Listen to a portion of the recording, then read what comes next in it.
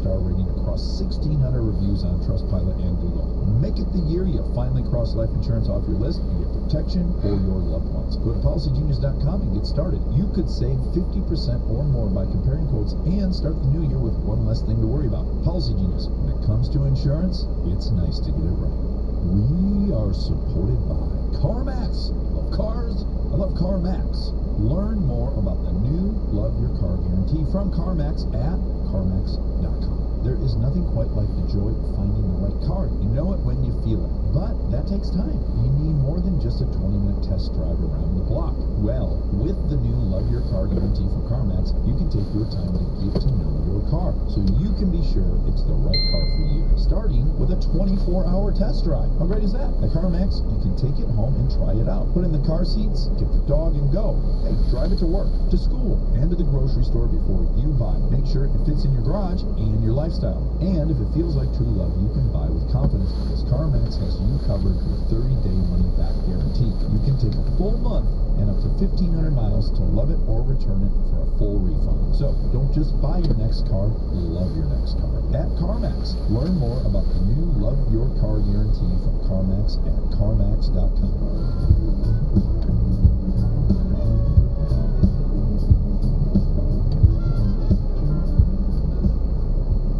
What you just said, I think, is so true. I think people, and I guess maybe some of it's a product of advertising and living in a capitalist society, which is, I think most people believe the natural resting state for an animal is happiness, and that lack of happiness is proof that something bad happened, as opposed to, no, you've got to generate happiness like you have to generate muscle.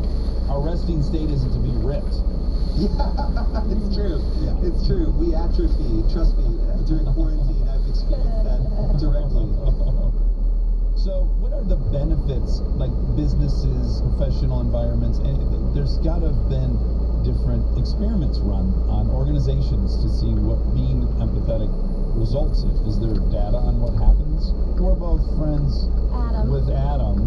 Oh, yeah. Yeah, and this is kind of a lot what he works with is like, this is beneficial to you. You are incentivized for many reasons to live this way.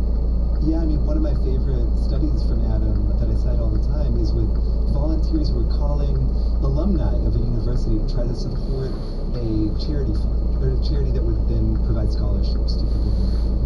And a lot of these volunteers had never talked with somebody who had benefited from the scholarship program.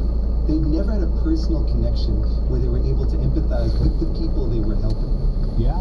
And so Adam created that opportunity. Had them just have these 5-minute phone calls with someone who had gotten a scholarship. And just that personal connection was this motivating force that got these callers to work way harder. So they spent more than twice as many hours placing calls. They ended up making more than 3 times as much money for the charity than if they hadn't had that conversation. And I think in the work world, we focus people on their own outcomes, their individual performance, and even like sometimes we say we'll give bonuses to only this percentage of people and we'll fire the bottom 20% or whatever. So we, in direct ways, pit people against each other, and that can feel like, you know, the way to motivate and drive people, but it turns out it's almost the exact opposite, right? If you create situations like that, people will work really hard for themselves, but the culture will fall apart, collaborations will fall apart, and the organization will end up doing much worse because people won't be sharing information, they won't be helping each other. They'll end up in a very inefficient and unhealthy place. It's really easy, it turns out, to pivot a culture towards one of collaboration. Kindness and empathy is one of the keys to that, right? So one thing that I work with organizations as well sometimes, and one of the easiest things to do is just to choose as a leader what you make loud in your culture. I think people are conformists, right? We do what other people around us do. And oftentimes the loudest voice in a culture is not the kindest. When you think about like bullies or, people on social media, spouting off, or in a workplace, you have one really cynical person who just poisons the well for everybody else. And so if leaders decide instead that they want to elevate and highlight and celebrate people who don't just go out for themselves but also show up for others, that very quickly goes into the DNA of the organization. Other people start to come along. And it's not just true in workplaces either, it's true in families, schools. I've worked with some police departments where they're trying to do this as well. So any culture, I think, can be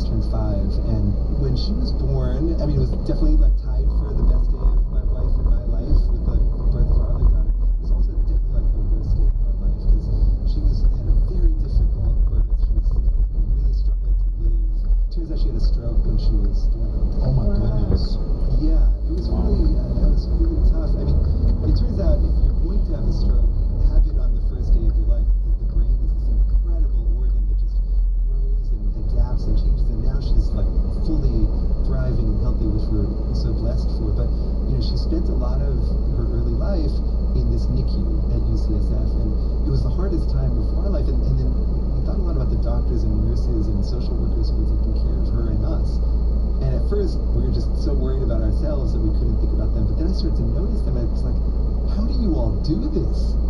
You're like drinking from this fire hose of human misery, like the hardest time of everybody's life, and then you have to go home to your own family and come back and do it all over again. So I ended up, for the book, shadowing that unit and sort of following these nurses and physicians for a week, and that's where it becomes pathological. When you are drowning in other people's suffering, certain types of empathy can burn you out, make you really lose yourself.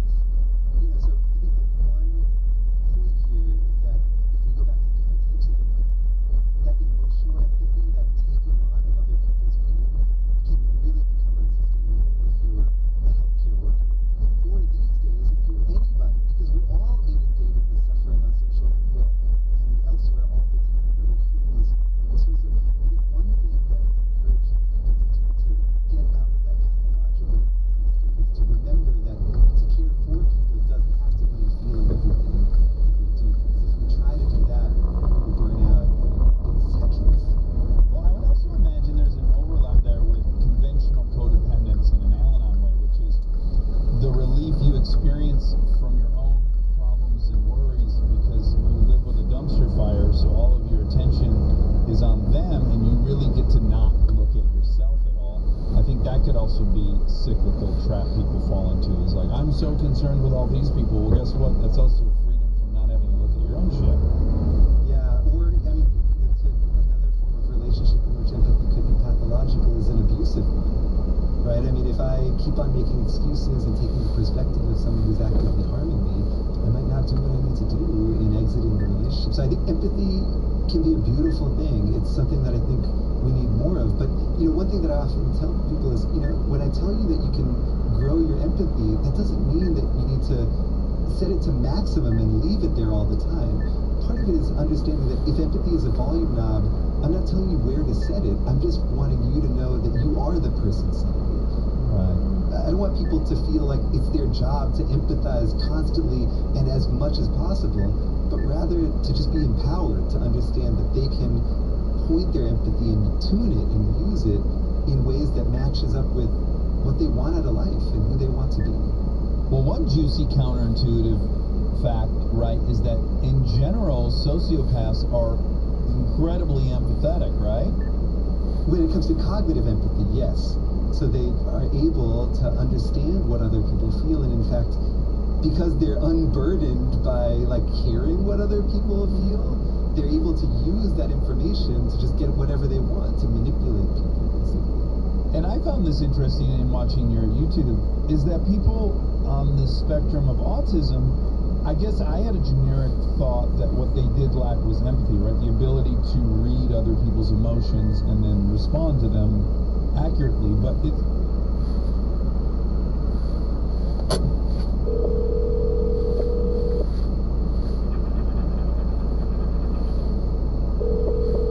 Columbia Tower Club, this is Taylor. How can I help you? Hi, I'm here to pick up brunch. Wonderful. And is this Tom? Yep. Okay, great. Tom will be right down with your order. Okay, White Beetle. Oh, you got it. We'll be right there. Okay. Thank you. Bye-bye. Bye.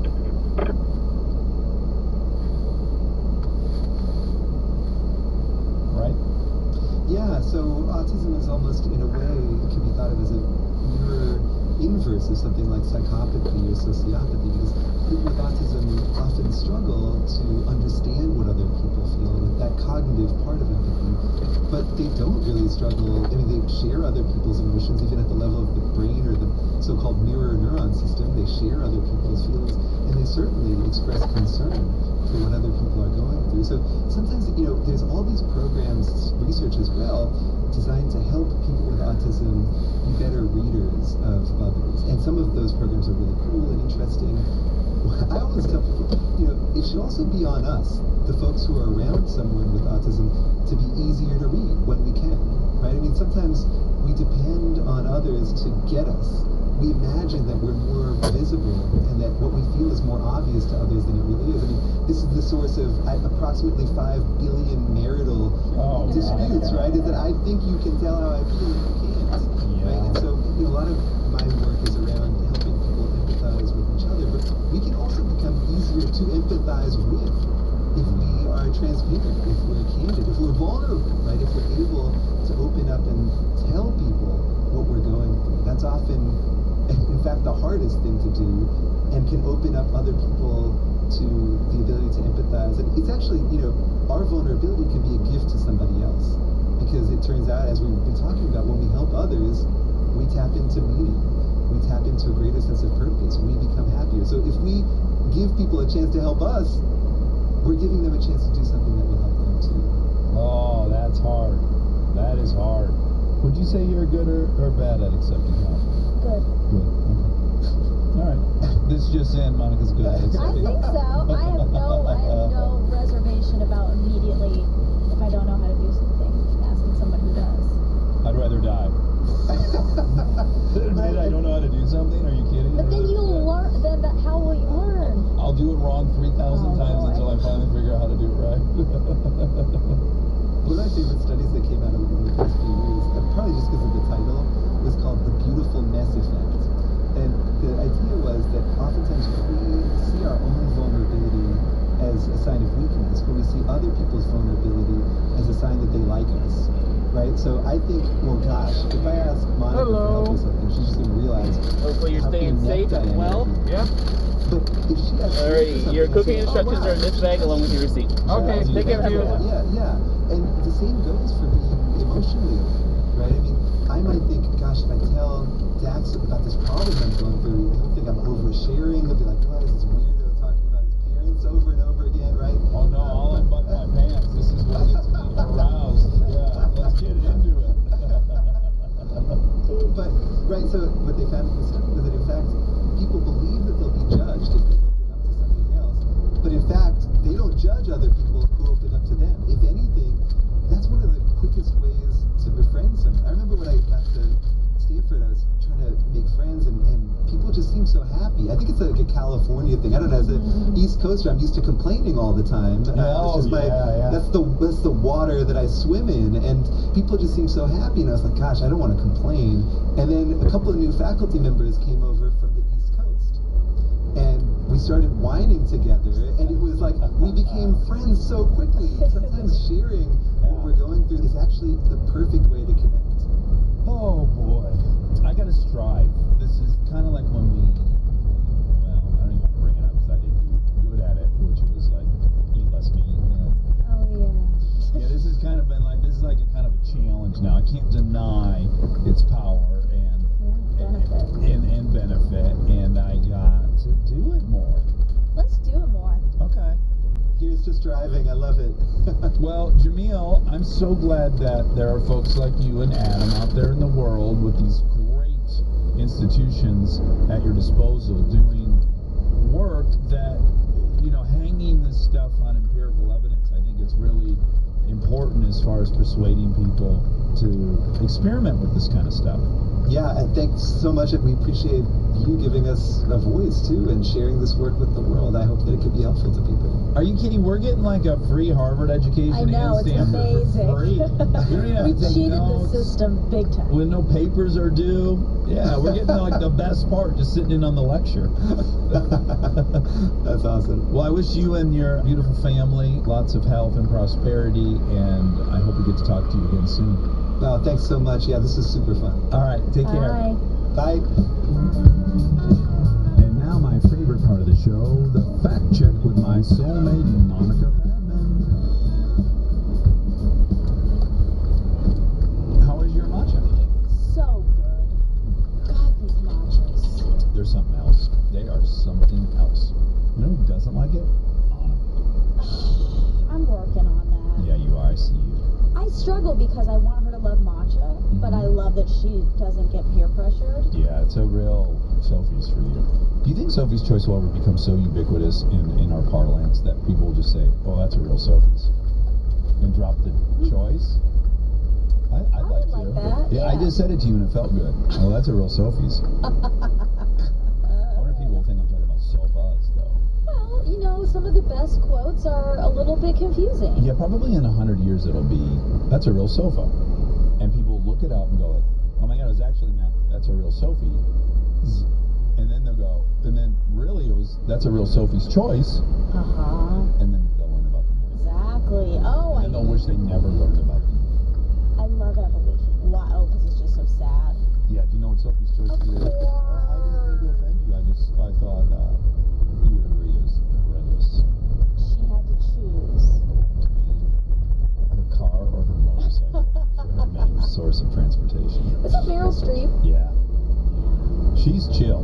I told you, I back when I smoked cigarettes, I hope I'm not outing her, and I'm sure she's changed as I have, but like, I guess 16 years ago, 17 years ago, I was at Show West in Vegas, and I went outside to grab a dart, and Meryl and I had a dart together. You did? Yeah, and we just shot the shit, and she couldn't be more chill. Oh, man. I was like, this gal's the real deal. Okay, I have to address two things. One, I was on your Instagram this morning. We posted about Armchair and Dangerous, Bigfoot. Very fun episode. Oh, yeah. And someone wrote, someone needs to tell Monica it's could care less.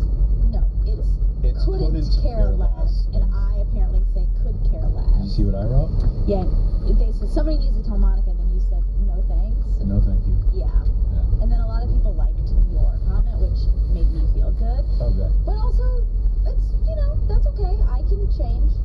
Yeah, there's a lot of ways, there's a lot of angles to approach this. Sure. Apparently this person's right. Well, Yeah. clearly they're right. Yeah. My bigger issue is like, don't correct people's fucking language on the internet. Yeah, like, why do you care? You should care less. But at first I was offended, and then I was like, fine, sure. That happens to me a lot. You speak pretty accurately. I don't. So I start with offended, and then I admit I'm embarrassed. Yeah. And then I go, oh, I gotta get over it, because I'm just embarrassed. That's me. That's me. Yeah, I have that. Well, it's not even get over. It's just like, oh, yeah, I'm wrong about that. I should change it. But also, then there's the element of, and did you need to write that? Yeah, of all the things you could have taken the time to type out. But sure. Certainly Monica was wearing a shirt or sweater in that post that deserved a compliment. I guarantee it. You always have something fun on, colorful, exciting, stylish. Oh, I was wearing a gray sweatsuit. Oh, a Hainsey's. A Hanes gray, well, not a redone gray. Kmart. Nope. And I love that sweatsuit. Yeah, it's nice. So yes, I wasn't something stylish. You're Yeah, right. so, say that, I guess. You don't have to say anything. Or we put a whole hour and a half into trying to make an entertaining little thing about Bigfoot for you. You could also comment about Bigfoot. David Farrier's down there in fucking New Zealand busting his hump. Just talked about how cute he looks. That's what I did. Well, some people have pet peeves, and they just can't help themselves. Yeah, that's fair. And I bet we would love this person. Some people, did you notice, some people in the comments want you and David to date? I saw that. Yeah, and I started thinking about it for the first time. He feels very brotherly though to me. Like I feel like he's my new brother, and I love it. Oh, he's terribly cute though, right? Oh my god, yeah. He's so cute. I can't stand it. He is so cute. Okay, so anyway, I'm gonna start. Are you ruling it out though? Because he's in your brother category article? I don't want to say that. Hey, listen, TBD, because he's coming here. He's coming to LA, and we're going to start working in person with David, which is so exciting. And so we'll just find out if there's brother-sister sparks or lover sparks. I could care less. Now, that's the time to say it, because I care a lot. So I could care less. That's true. You can use it correctly. Yeah. Yes. Maybe.